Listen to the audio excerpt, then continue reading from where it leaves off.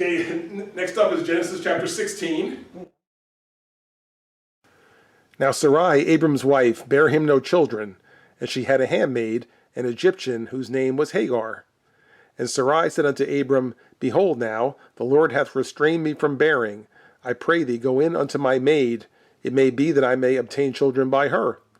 And Abram hearkened to the voice of Sarai. And Sarai, Abram's wife, took Hagar her maid the Egyptian, after Abram had dwelt 10 years in the land of Canaan, and gave her to her husband Abram to be his wife. All right, so as chapter 16 opens, again, we're in the same basic story of where Abram and Sarai are looking to have their first child, which they've had none to this point.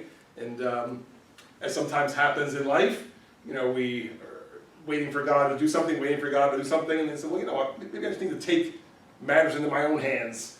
All right, I need to figure out a way to make this happen. Almost like you're waiting for God to answer the prayer. He's not answering it, so I'll answer it myself. I'll do something myself to make it happen. Right? And so this is what they're going to try to do now. They're going to try to make it happen themselves. So in 16 it says, Abram's wife sees that she has what's called a handmaid, a woman who works for her. It says an Egyptian whose name was Hagar. Right? The fact that she's described as an Egyptian probably means that she was probably given to them when they were in Egypt, back when he was trying to pass off his wife as a sister. Right? Remember, they gave him all kinds of stuff. So they probably gave him some servants, and so this is probably where they picked up Hagar. So she was Sarai's handmaid. So Sarai says, listen, I'm not getting pregnant here. I'm not having any babies. So how about you take my maid and make a baby with her, right?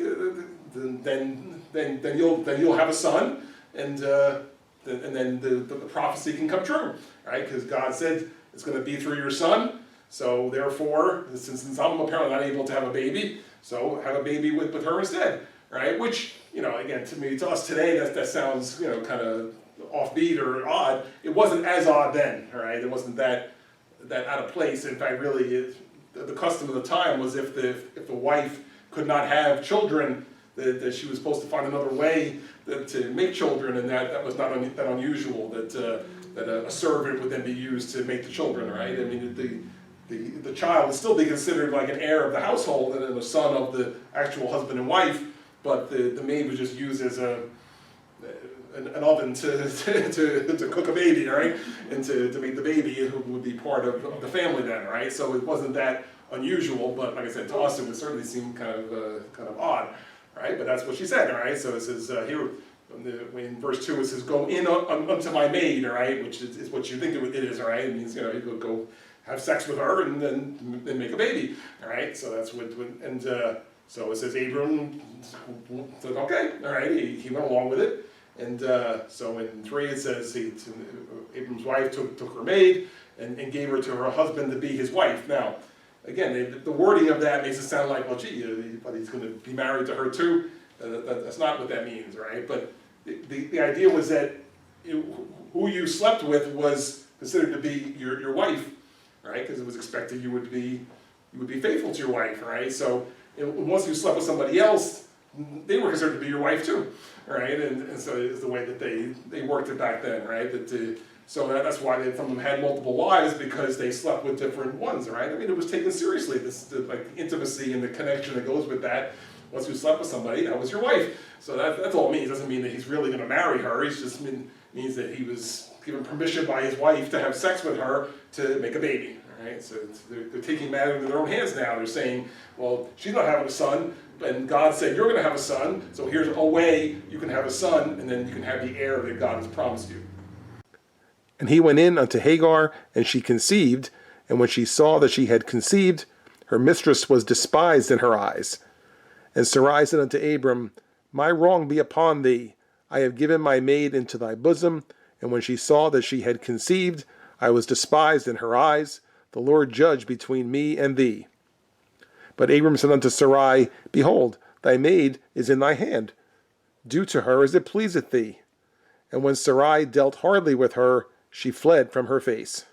In verse 4, Abram carries through or follows through with what they had agreed upon, right? He goes in with the maid, and he has sex with her. It says she conceives, in other words, she gets pregnant, right? And now she's carrying a baby inside, right, which will be Abraham's child, right? And so now we're supposed to get a little funny between everybody, right? That in verse 4 it says, when she saw that she had conceived, which is Hagar, her mistress was despised in her eyes, right? Which is typically been described as, that it got weird between them because, like, see, I'm going to be the mother of his baby, right? You couldn't even have a baby, so that it got rough between them, right? That she maybe, I don't know, she belittled her or whatever. And here Sarai is supposed to be, her mistress, right? And the Hagar is the maid, but yet now it's like, well, I'm better than you, right? You can have a baby. Look, one time, I don't know really one time, but look, one time, and I'm having a baby, right? So it's something you couldn't even do,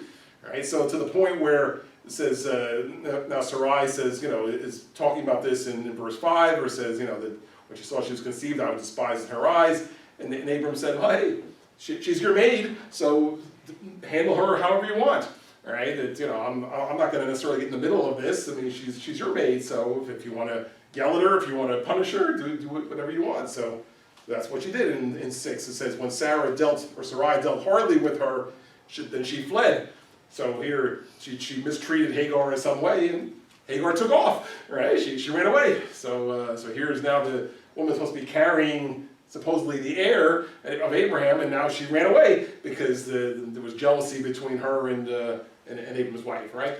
Which all leads to the fact of that they were doing it wrong at this point, right? That they, instead of trusting God completely and waiting for God to deliver, said, well, we're tired of waiting for God, or we have to figure out a way to make it happen ourselves. So they try to do it themselves, and so it leads to all kinds of other problems because that's not how they were supposed to do it. And the angel of the Lord found her by a fountain of water in the wilderness, by the fountain in the way to Shur.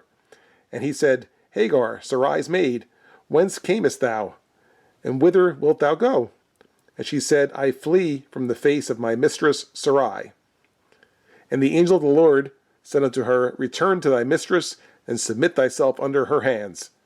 And the angel of the Lord said unto her, I will multiply thy seed exceedingly, that it shall not be numbered for multitude. It says that Hagar has run away, right? It says, but the angel of the Lord finds her. Okay, so an angel actually comes and finds her sitting by a fountain of water. This is in the wilderness.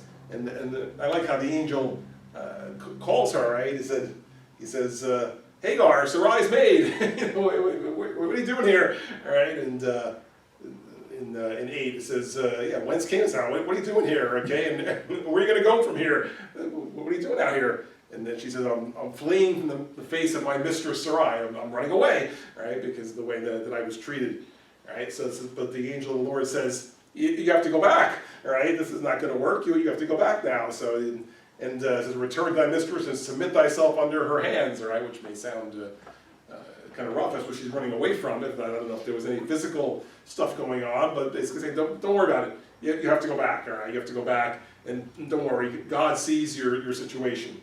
Right, and it says, the angel of the Lord said, I will multiply thy seed exceedingly, that it shall be not a number of multitudes. So your son's going to be born, and he's going to have a big seed as well. He's going to have lots of descendants. Right, so you can't run away. Right, you have to go back and follow through with this and have the baby, and then let things play out as they're going to play out now. And the angel of the Lord said unto her, Behold, thou art with child, and shalt bear a son, and shalt call his name Ishmael, because the Lord hath heard thy affliction. And he will be a wild man, his hand will be against every man, and every man's hand against him, and he shall dwell in the presence of all his brethren. And she called the name of the Lord that spake unto her, Thou God seest me, for she said, Have I also here looked after him that seeth me? Wherefore the well was called Beer-lahai-roi.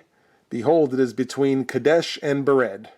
As the angel continues to speak, it says, listen, you're gonna bear a son, right? You're gonna have a son, and further, you're gonna call his name Ishmael, all right? So I'm telling you right now, you're gonna have a son named Ishmael. It says because the Lord has heard thy affliction, right? And when I looked it up, it says that the name Ishmael, right? There's actually like a meaning that goes with it, right? And the meaning is God heard, right? So that's what it meant. So that's why it goes together here. It says, Thou shalt call his name Ishmael, because the Lord has heard your affliction. Right? It says, God has heard and he sees what's going on, right? So therefore, you're going to call his name Ishmael, which means God heard. Okay, and I describe him, but it says he'll be a wild man, right? Now it's getting a little exciting here, right? He'll be a wild man, I said, and the people are going to be against him. He's going to be against other people, but still, he's going to be born, and he has now a purpose in God's plan, right? And so. In 13 it says that she, Hagar, called the name of the Lord to speak unto her, Thou God seest me. And that's like almost the name of one of our songs, all right? That she's just referring to herself. She's referring to God in that way, all right? It says, for she said, Have I also here looked after him that seeth me, right? So she's having a conversation with the angel, right? The angel is telling her, all right, don't run away, go back, you're gonna have a baby. Ishmael's gonna be his name. God sees what's going on, and so you just need to go back and let this happen now. And Hagar bare Abram a son, and Abram called his son's name, which Hagar bare, Ishmael. And Abram was 86 years old when Hagar bare Ishmael to Abram. Obviously, Hagar went back, right, and it says that she went ahead and had the baby. It says Hagar bare a son. Abram called his name Ishmael, right? Which I guess Hagar must have told him about what happened with the angel, right? And that this was what she was told, that Ishmael would be the name, right? And then it points out that Abram was 86 years old when this happened, right? So he was certainly in our way of counting age, he was pretty old, right? He was 86 years old when Hagar had this baby. Okay, so that's how old he was. And so maybe you can understand a little bit that how he's getting a little antsy about when we're going to have a baby. I mean, 86 years old. His wife, I think, was 10 years younger than him, so she was maybe 76. Right? We don't know how old or young Hagar was, but obviously she was able to have a baby, and she did.